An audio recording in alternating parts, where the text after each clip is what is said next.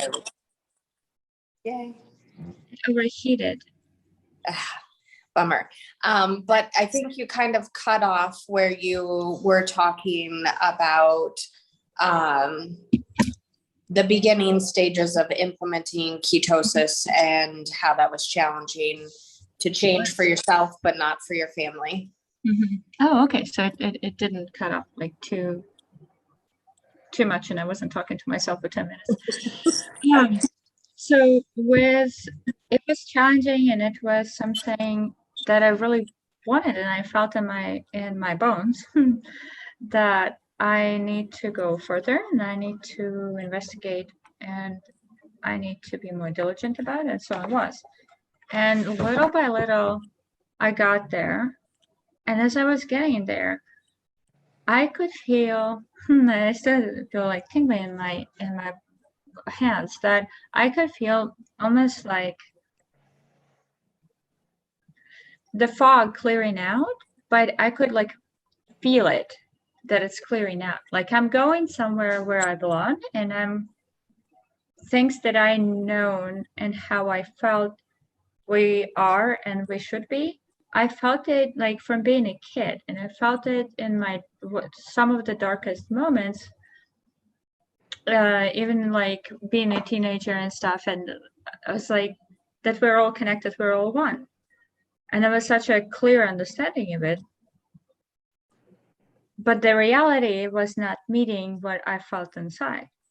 And then kind of added with the childhood trauma and being an immigrant forever and all kinds of things, and losing my family, losing any type of ground, losing any type of community, not having my brother there again. All those things added up, and I'm like, plus we ended up being in Czech Republic, where beer is like water. So and it's just, it's part of the culture so much that you just like, okay, you just start being on the train with everybody else, and it's fun. You're a teenager and stuff, and young adult, whatever. And so there's festivals, there's raves, and we travel different countries and party, but it, like deep down you feel so much longing for truth and for connection, and that we're like, it in your being.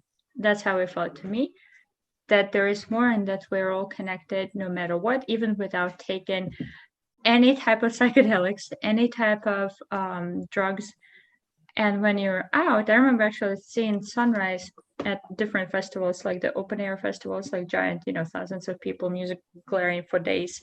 I remember watching sunrise come up. Obviously, I wasn't fasting all night. I was partying all night, but nevertheless, it was really fun. And I felt that was a big part of connecting. I wanted to stay up and see it. Although, of course, I was completely exhausted, right? I was just like on the physical part, for sure, like depleted. But that would like get me back up anyway. But on the energy type or on energy wave, I think all of the experiences when they finally brought me back was that I belong, and this is how it feels. And you feel floating. When I'm in ketosis, I feel like I'm floating, and I am just like almost like a superwoman, and I can't do anything. I mean, I don't do the pose, okay, but I think Krista does a great pose of the superwoman, right? And the jumping, like that almost like feels so free and connecting as well, right? So it's like when you're either dancing or you're jumping, and it's just like the elation of that and the state of that, like you're connected to everything on every single cell of your body, and all the other cells around. Like the grass is smiling at you. I know it sounds weird, and the hippies probably are thinking, aha, what did you have, right? Yeah, it's interesting. So I started my ketosis journey for my son. I wanted to help him with his health conditions. We had seen a doctor, and she had said that this was the way. And we tried and we were unsuccessful. He was maybe just turned 11. And it was challenging. It was challenging. And so after a certain point, I was like, I'm going to have to do this with him. Mhm. One, so it deepens my own understanding, so I get what I'm doing. And two, so he sees someone else doing it. He doesn't feel alone if we're all eating a meal and his is something different. And of course, I wanted to lose weight and all of those things, but I really was inspired to help my son. But about 6 months in, I started to recognize other things were happening. I had just read a book, maybe it was the Celestine Prophecies, where they talk about seeing the aura of things and how at sunrise, that's the easiest time to start training your eyes to see this kind of extra energy that exists. Mhm. And, of course, I'd already heard about sunrise and the benefits and all of that stuff. I was already doing it. So I started practicing, and it didn't take long at all. I mean, the first maybe two times I could start to see it around the trees and the buildings. I thought, this is interesting. And then other things started to happen. I started to get like extra sensory things I could feel. Here's an example. We were pulling the U-Haul, driving down the highway, and I got kind of a nudge on my side. I was sitting on the passenger side. I got kind of a nudge, so it couldn't have been my kids. And I turned to look right at that moment, and a car is swerving towards us. It was like I felt the pressure or the energy of that car moving towards us. And I thought, this is weird. What is happening? And then I just started to experience a whole host of things. My dreams started to get really intense. Yeah. And I've always been kind of an intense dreamer. But in other ways, like I had a particular dream where I woke up from it, and I swear the person that was in my dream, which was my husband, was having the same dream as me, like that we were doing the dream together. And I asked him, and he looked at me like I was kooky. But it was a feeling that I couldn't shake it. I just had a deep knowing that he was actually having this dream with me.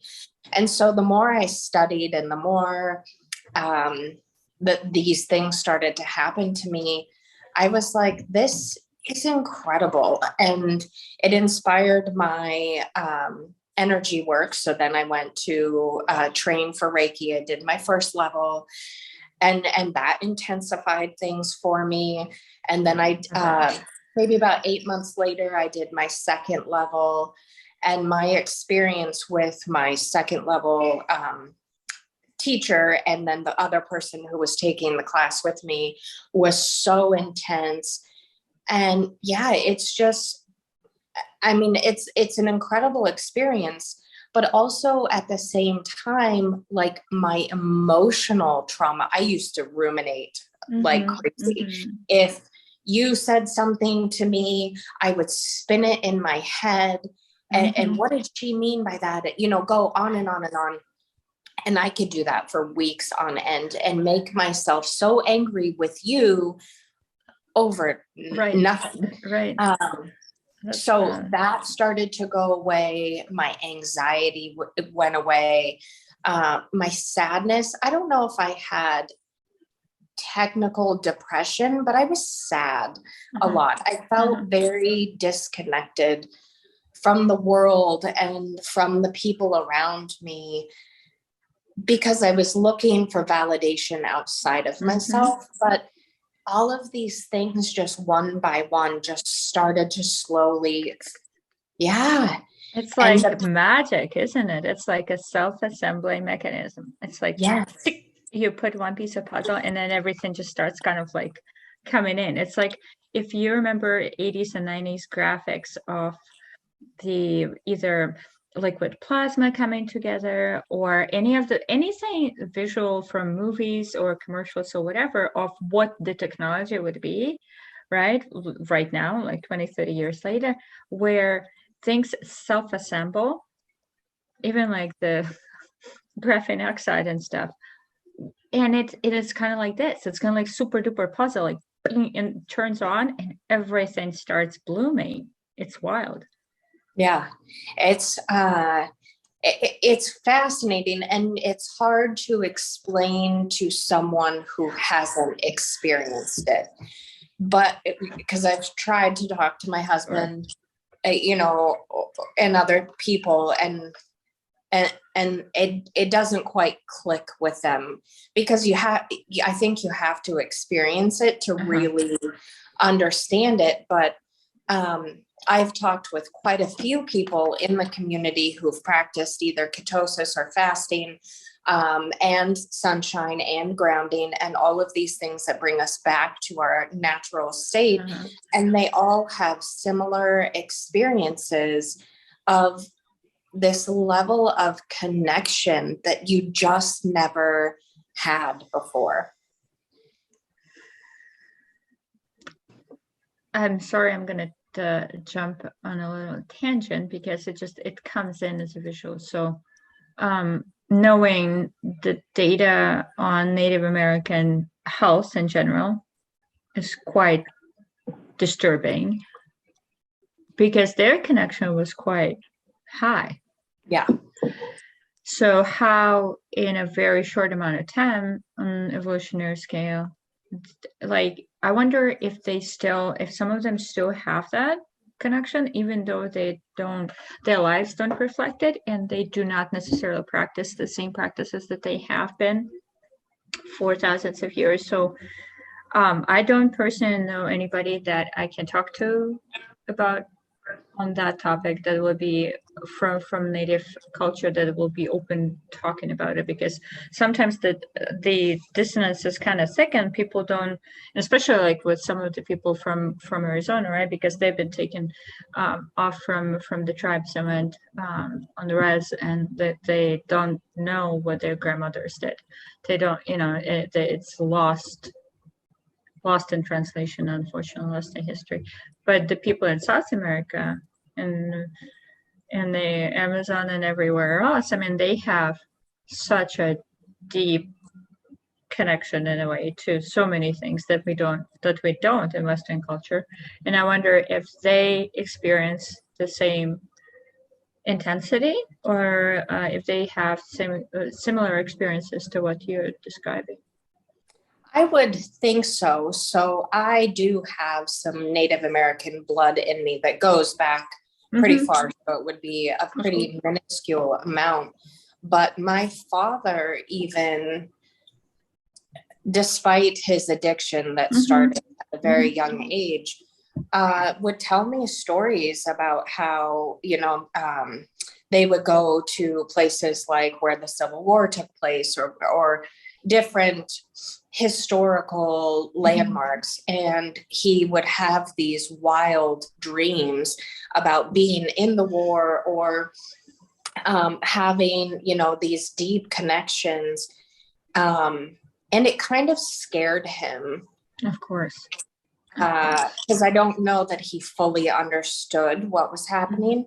But so I know that it's in our bloodline. It's we all have the capacity to tap into it, but I think you have to be aware of it first, so that when the signals do come in, when the messages, it doesn't scare you, and you recognize, oh, this wasn't mine. So when my dad passed away, just a little over a month ago, I immediately started looking for signs of him in the outside world. We had a storm move in shortly after finding out, and I thought, well, maybe he's in the clouds, maybe it's the lightning, maybe it's this, maybe it's that. And, I kept looking at the birds, and nothing was there. And I thought, that's not very nice of him. Why would he come back and give me some sort of message? Well, so the next day we got on the road and we started making our trip back to Kentucky in order to get to North Carolina, where he had passed away. And that first day driving, I was driving in a U-Haul with one of my children, And I'd gotten a couple of messages about kind of warnings about dangerous situations on the road. Mm-hmm. And they kept happening. So I was like, maybe that's my dad. Maybe he's, looking out for me. Mm-hmm. And as soon as I had that revelation, I heard him start talking to me. Oh, how cool. That's And it's beautiful. like he had read a letter, like, Mm-hmm. hey kid, I hadn't been feeling good. And I knew. I was like, oh, Yes. that's him.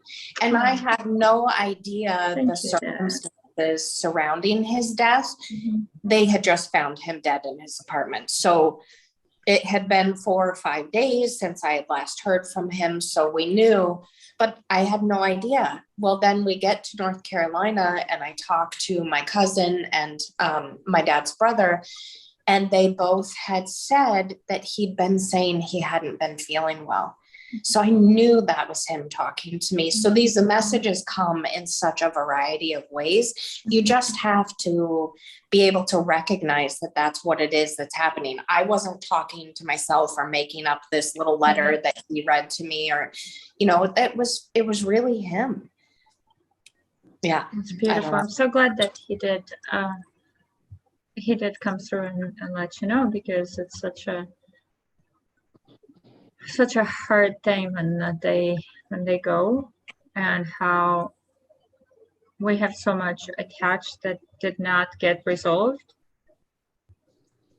and you finding that and being open to that message and being open to the signs that were coming in. It was really good. I'm so glad that happened. I'm gonna grab oh yeah, for sure. Grab a tissue real quick.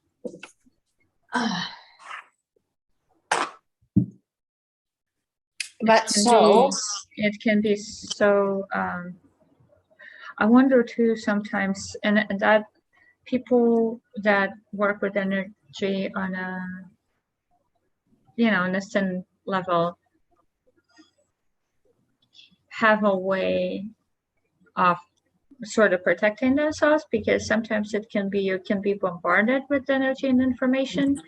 And especially if you are just starting on a journey, or if you're if let's say other people are just coming in online, and it's kind of interesting, rain, right? They have like the shimmering of in a fall forest, like there's trees back there that are talking, losing leaves, there's a little wind back there, and so like all of this noise, and it's hard because it's just starting to see and hear things, and I'm not sure like which one is which, right? Because it's almost like a muscle, right? It's trying to or electrical connection. You're trying to get your wiring right. Yeah. And sometimes like in big events like you had, and I'm sorry for your loss profoundly, that I'm sure you had a lot of people at the same time thinking about you, sending you wishes and stuff. And sometimes I don't think it's helpful because it can be so intense. Like sometimes I have my mom overdo things and think of us so profoundly and so intensely with the worrisome energy that I can feel it thousands of miles away, and I'm like, just stop, please. Yeah, because they're pushing it, right? Yeah. So it's kind of funny. Yeah, it's interesting how with just the changing our thought patterns can change our life so dramatically. Mm-hmm. Like we think as parents, it's our job to worry about our children, but they connect to that energy, and subconsciously it sends a message that they're not good enough, or that they're not wise enough to make their own decisions, or they're not capable, or whatever. You don't have to say any words for them to pick up on that energy. And it's a gradual process. Once you recognize that, and then putting that into play is difficult, because you love your kids and you've been trained to behave this way. But once you make that shift and you let go of the worry, and you, even if it's just an internal dialogue, like my children are safe, my children are protected, my children are wise, all these things, they then pick up on that energy and it boosts their confidence and it boosts their love for themselves. It's just such a powerful connection that we all have, and we all have the ability to make such huge change in this world. I was listening to not Dolores Cannon, but one of those other ladies that kind of talks about energy and all of that stuff. And this guy had come to her and he said, you know, I'm just disgusted with the state of the world, and there's so much suffering and all of this, that, and the other. And she said, but what you're doing by focusing on the suffering of others is creating suffering in yourself. And if you want to change this world and have an impact, which we all do in one form or another, you have to change, you have to get it right here, so that the energy, the vibration you're sending out is one of love and peace. And then also recognizing we all have our own journey, and it can be hard to watch someone else's journey because you're judging them. You think that's not the right path, that's not the right way, that's the wrong way, blah, blah, blah. But if you interfere with their journey, you could be interfering with some critical life lessons. And it's just not our place to do that, even with our children. It's, yeah. For sure. That's a very good lesson. Very good topic to bring up. Do you see that dynamic with your son? Do you feel how it changed him, not only obviously on a physical level, but I don't know if your other children did try similar lifestyle, or they just got affected by it all, or it's a kind of like a radiant field from you as well, right? Because one change in you changes everything in everybody else too. So which, you know, then we have the power of like, which change do we want to implement, that, right? So we either, you know, we can strive for something better, or we can choose to be pissed off all the time. Yeah. Right. Yeah. I mean, that's not going to lead us where we kind of want to be. Yeah. Well, it's interesting you bring this up, because there are lots of things about the journey with my son that I wish I could go back and change, but I can't. And I think that's part of the lesson for all of us. But I was so focused on the diagnosis, the word,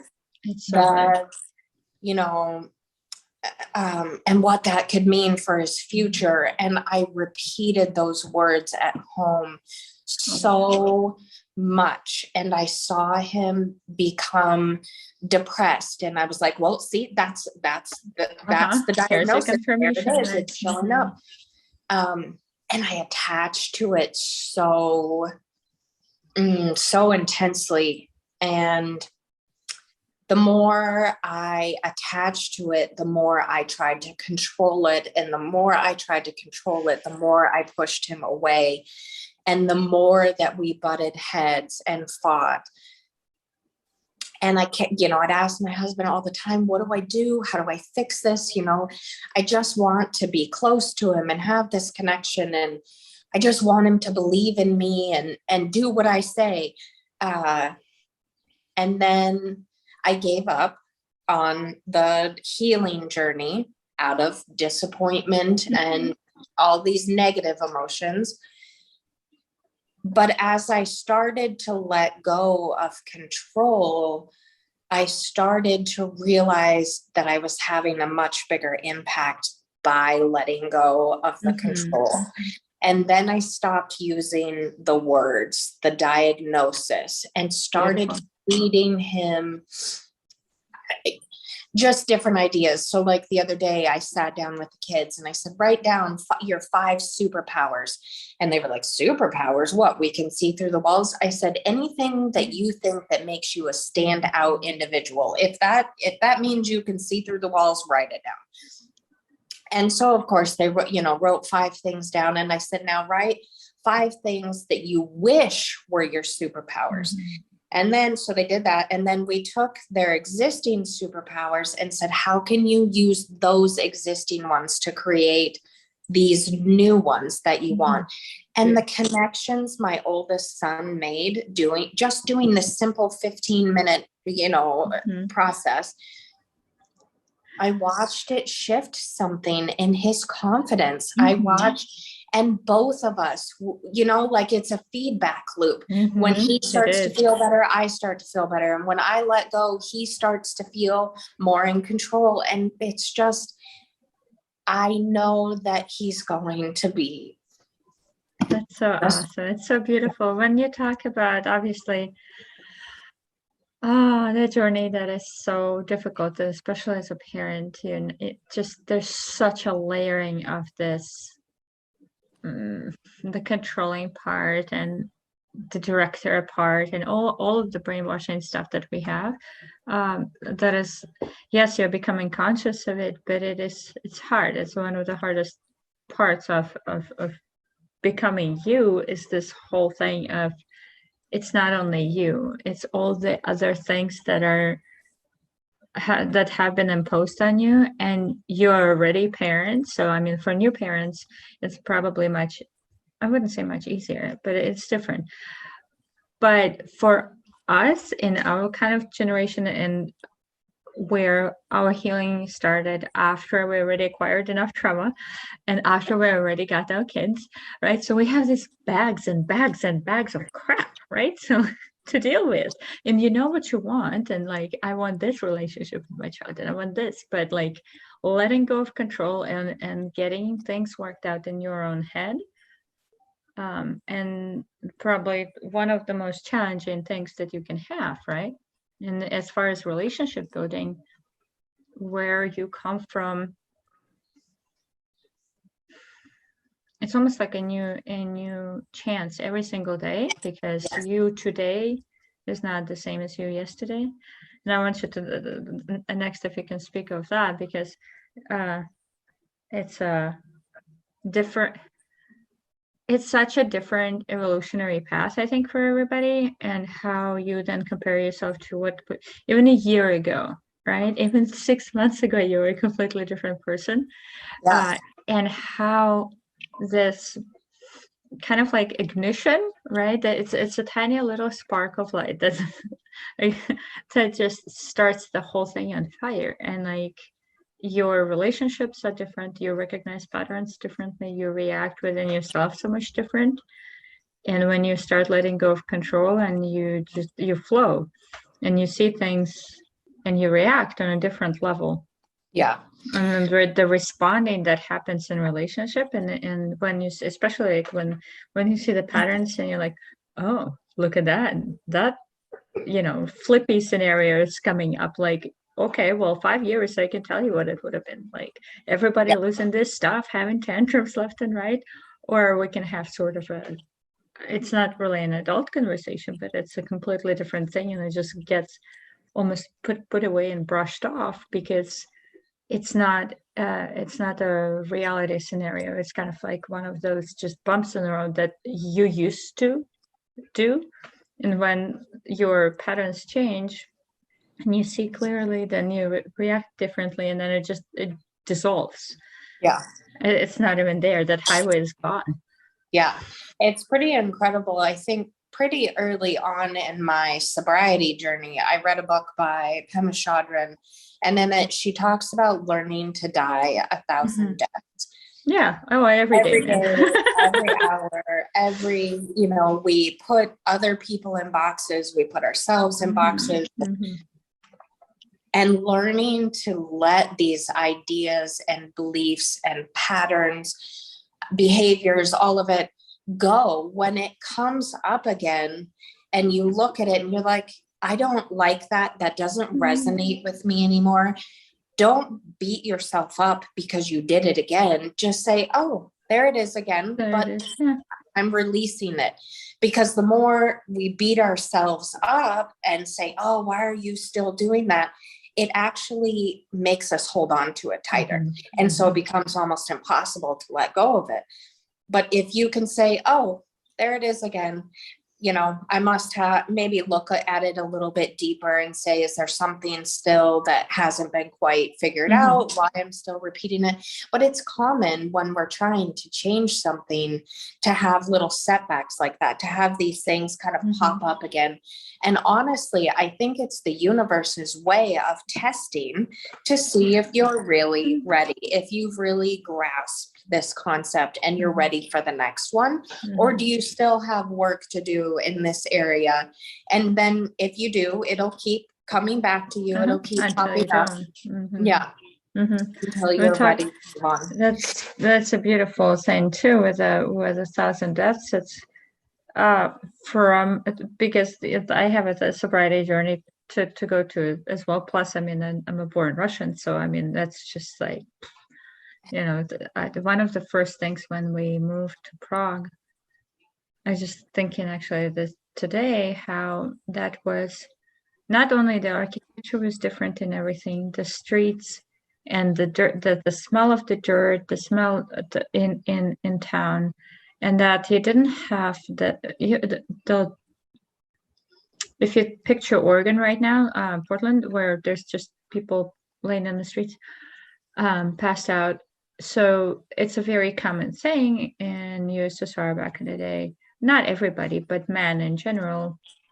There were more men that were alcoholics, of course, and the women had to be the warrior of raising the children and stuff. They didn't have, you know, obviously didn't have the funds to be an alcoholic, and they had kids, so they just had different trauma to go through, right? The different bags that they picked up along the way.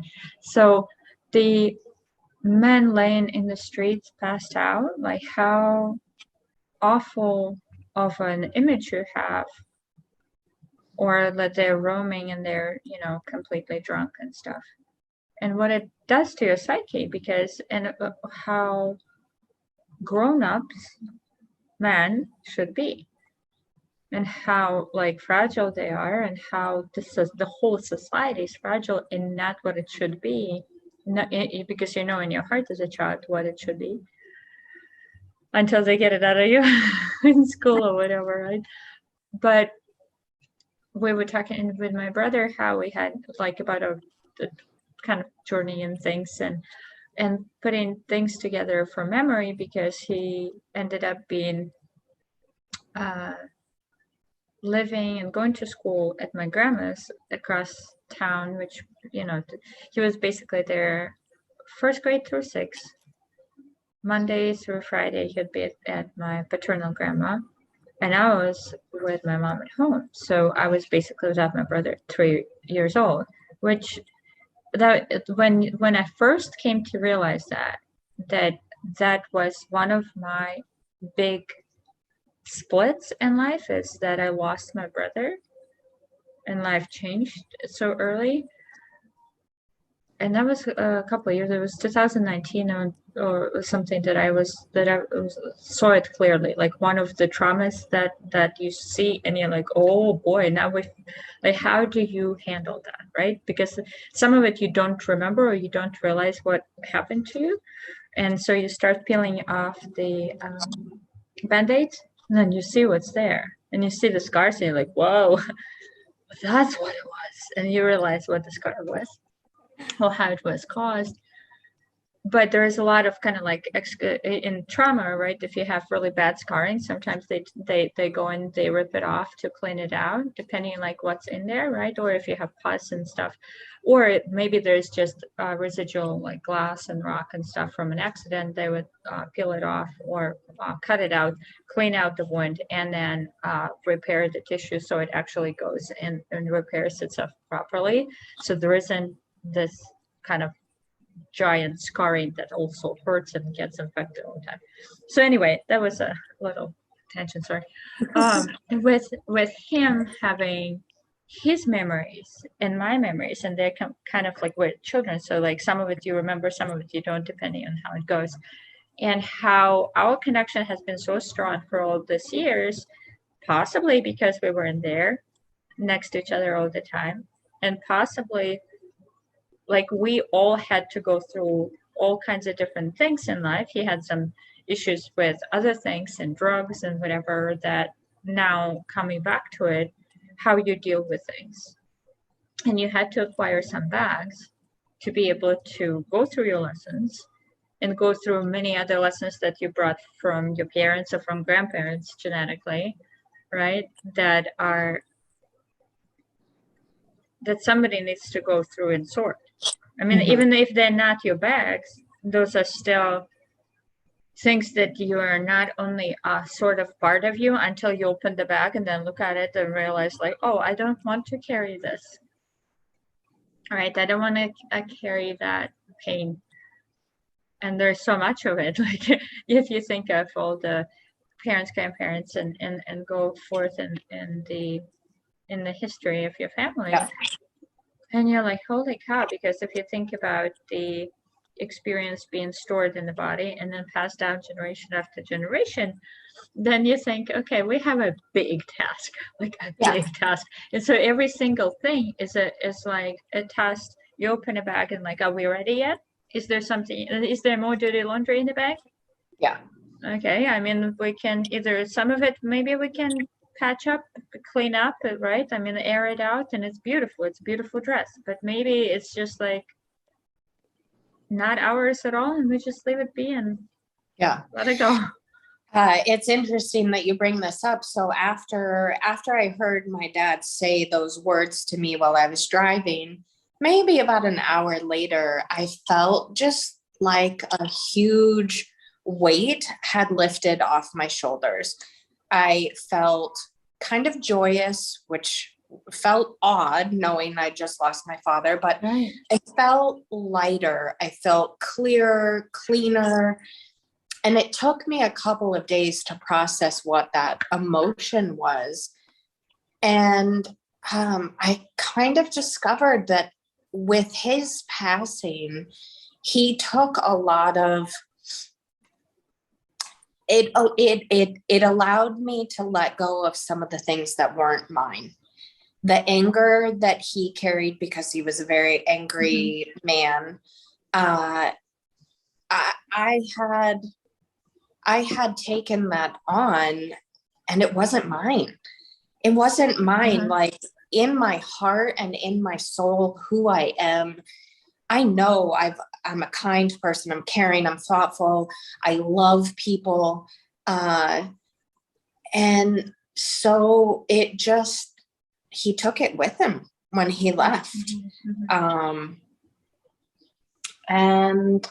So his passing has been a series of like expansion and contractions for me.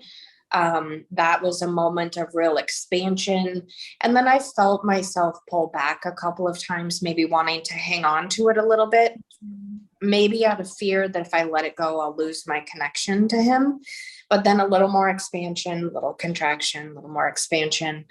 So you think, even these big traumas that we can have in our life, if you've set yourself up, and I really think Ketosis and Sunshine and all of this knowledge that I've gathered, my sobriety leading up to this point really prepared me to deal with his passing in such a manner. Yeah.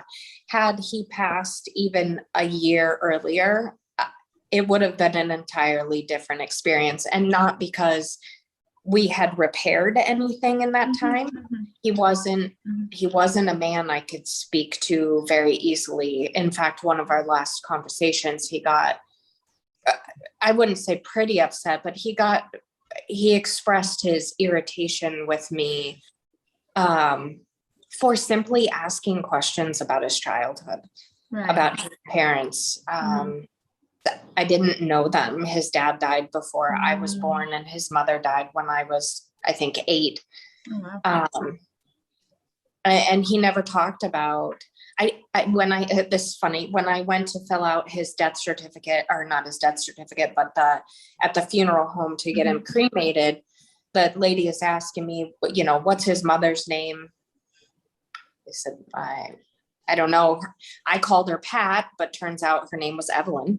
What was her last name? I had no idea. I had no idea what his father's name was, what town he was born in. You know, I don't know. It's just interesting. The whole journey is very interesting. Yeah. How odd that it came in today. So yesterday I also got to talk to my stepdad, who is 75. And he's American, I'm American German. And he also comes from a very, again, his parents would have been, I don't know, I guess 95 now, right? So, you know, your grandparents from your dad's side probably would have been in that, you know, 85 to 95, maybe. Yeah. All right. And so how,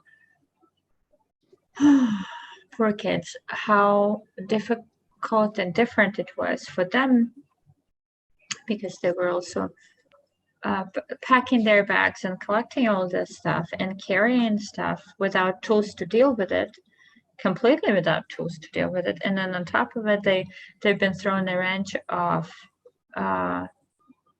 the imprisonment that we have from the sun, plus the crutch of alcohol and stuff, right? So they would be, because kind of before that, let's say 100 years ago, our families would have been still outside. I mean, yes, the Industrial Revolution is still happening and stuff, but a lot of people still worked outside. Yeah. Right. So yes, even though they were in factories and it was cold and yada yada, but it was still, you still had to walk from your home to your work, right? You still moved your body way more than people that were hanging out in offices or in factories and just doing this one job and you know, stamping something or whatever, right? So, and then being removed from the soil, being removed from your home, but you know, traveling all around and finding your way in your work, and then not having your grandparents possibly taking care of you in the way that they were, which brings us to the whole Christianity talk at some point. I don't know if that's something a person can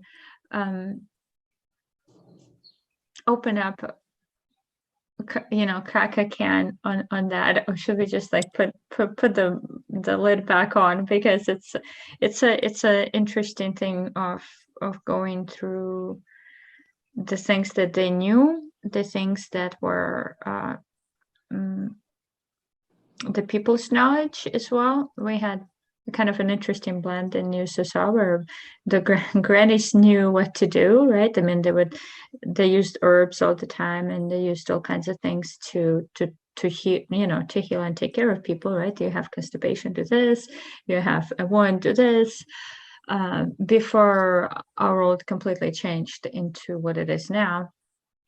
But they also knew all this kind of like different things as far as the spiritual world goes.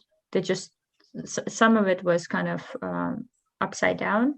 Some of it was just fogged over. So they carried over the knowledge that they knew, maybe received from their grandmothers. But some of it could be erroneous, like the black cat, right? Don't cross the road when there's a black cat. Or, you know, put this all the crazy rituals and things that they did, let's say, store things in a certain way so something doesn't enter your shed and like a big accident happens or whatever. It's like some of it is just like such a, I guess, old wives' tale, and some of it, you know, that in other cultures there is a correlation and there's a general kind of like way of treating things with respect, whether it be Tomtons up north in they're kind of like trolls up, but they're friendly trolls in like Sweden and Norway and that type of culture, like where they, you know, in the north, in Northern Europe, they're like protectors of the homes and the animals and the land. Some little people, right? but they can get angry sometimes, and that's why they put sometimes they put little cat dishes outside, not for cats, for barn cats, but also to feed the tomtits. kind of make not only to feed them, but like to an offering, right? Like, hey, you guys, it's kind of like an insurance policy, right? So you're right. They take to the insurance guy. You're basically right. It's like, if you want, you can, and so it's like the modern day version of leaving cookies for Santa. Yeah, it's the same thing. Because technically that all came, they kind of, I don't know what they laundered and how, because that poor guy, I mean, right, St. Nicholas himself, a dude that they wrote St. Nick from, right, the Saint that was kids protector, right? And there was one in Greece, and there's an interesting story about all those saints and people that did work and did interesting things. But just to wrap that conversation up, because it can be too much for some people, because it's like it's I guess what's the woo-woo, right? They call it sometimes. Yeah. But you see the overarching theme of connecting to other realms and connecting to animals, right? I mean, you have that in many cultures, and treating animals with respect, and having sort of, even the dances too, if you think about it. There's a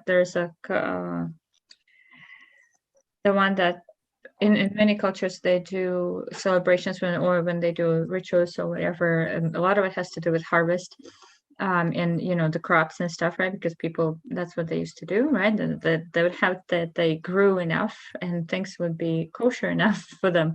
So they would celebrate it, invite the spring, and invite the summer, then celebrate the summer solstice and stuff. But they would be walking together hand in hand, right? And then the what is it?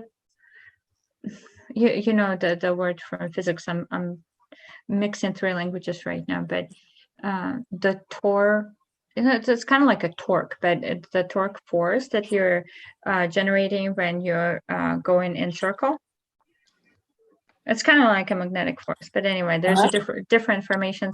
Some do, let's say in Eastern Europe, they do, depending on where they are. If you look up Bulgarian people's dances, or when they're walking in circles, and so there's a speeding up, kind of producing more and more energy, right? And there's more and more excitement. And so if you think about the electrons being excited, right, because they are, so it's very similar pattern than you have in Asia. That'll be right here then on the map. And they have this similar dances, that they also have the sitting ceremonies of the circle in the islander cultures. In South America has interesting things too. Even the Celts, don't they have, when they're doing the Irish dances, they also do form a ring? Mm-hmm.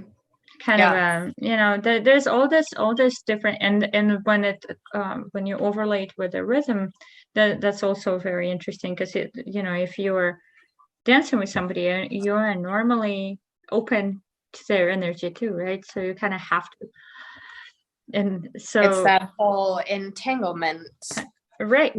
Yeah. But then you remove that, because you're in a factory, and you're not getting your light, you're not getting your movement, and you're certainly not participating in things that your culture has been participating in, and you're not getting your entanglement is so broken that you feel like it's a prison. And then that pain, and I think, like, when we talk about it's kind of hard. I'll stop there for a second. So so we'll take a wrap up from you, because I don't want to take too much of your time speaking about the things that are coming into my head. Oh, no, that's okay.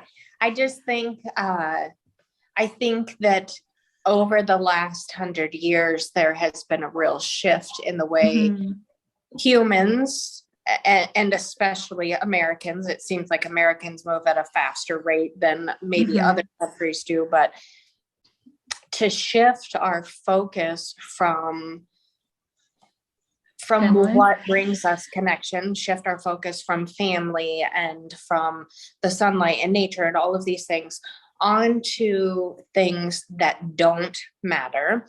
And what does that do to our system? It puts us in fight or flight on a cellular level, because now we have all of this stress, and not just stress from sitting in traffic or stress because your boss is giving you a deadline you can't meet, but stress from our artificial lighting, stress from the food that we're using, stress from the toxic chemicals that are in all of our body products or dish soaps or laundry soaps.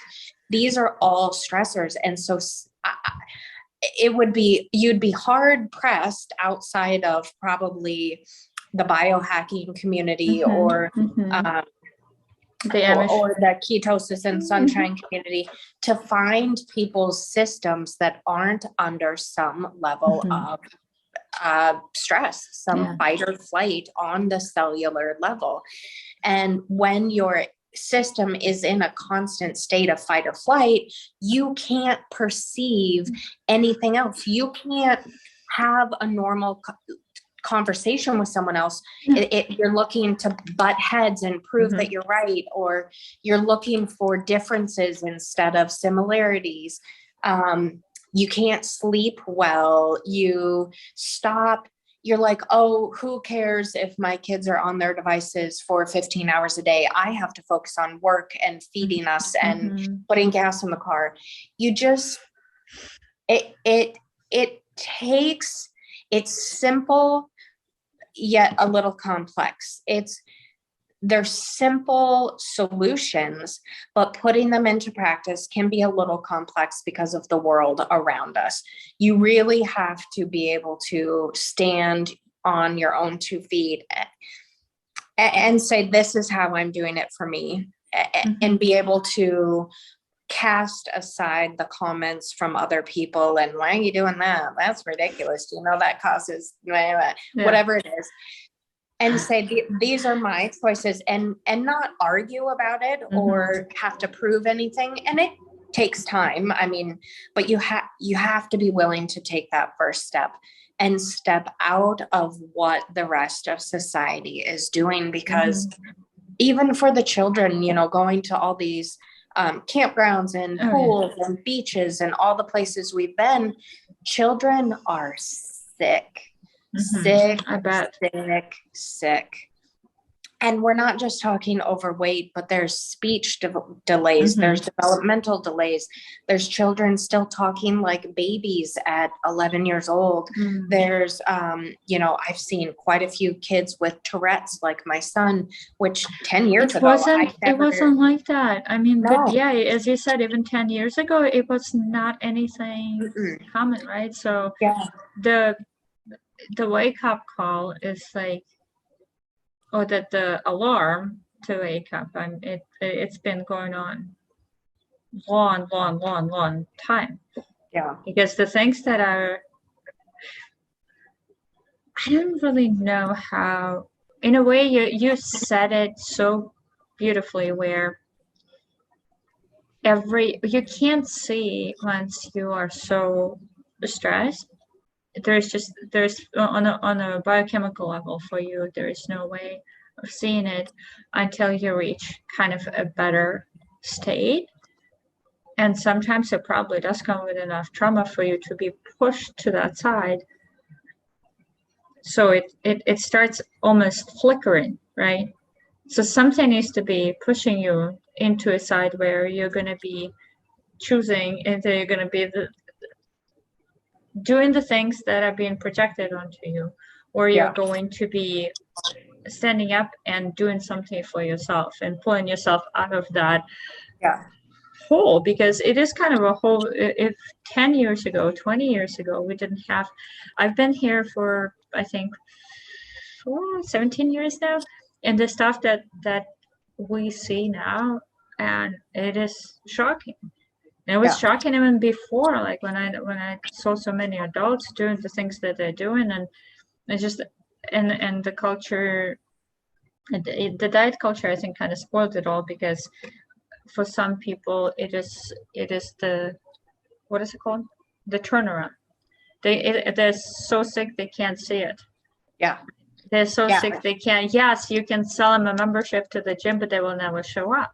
You can sell them the Optavia brand food or whatever the heck it is, or the Atkins bar, but it's to see yourself healthy and to be crawling out of your misery and out of profound pain really needs to start with a kind of like that big bang of some type of event in your life where you're at a crossroads. Yeah. And or you don't. And then and in AA they call that rock bottom. Yeah. Oh yeah. And then I guess it went that way. Yeah. I had to do it without anybody, so it's not I don't know all the terms for that. Rock bottom is a beautiful term for sure to describe it, but it has to happen because there's not enough motivators out there. And I don't think like sometimes you can get inspired by somebody, but it really depends on person by person how much they would take from it, because it's not about the physical appearance, and people get hung up on that so much, and especially since it's so visual, right? Yeah. And we have the beautiful industry of getting things looking really good and really shiny and really sexy, but it's a turnoff. They would spend the money, but the internal work does not happen. And when the internal work doesn't get started or just even open the package of the internal crap, no matter how much gym you're going to do, you'll never reach the point where you see the sun. Well, it's interesting too, because I think maybe it was a Huberman Lab podcast that I listened to, but dopamine is the neurotransmitter of motivation, right? And look at the world around us. We get constant dopamine hits from our phones, from social media, from the television, from the food we're eating, the fast-paced video games, the flashing lights. And so when you are, and if you don't understand the science, you might not recognize that this is what's happening. But when you are playing video games and eating the junk food, and maybe you got the TV on in the background, your brain is on fire. And as soon as you turn that off, you don't want to do anything.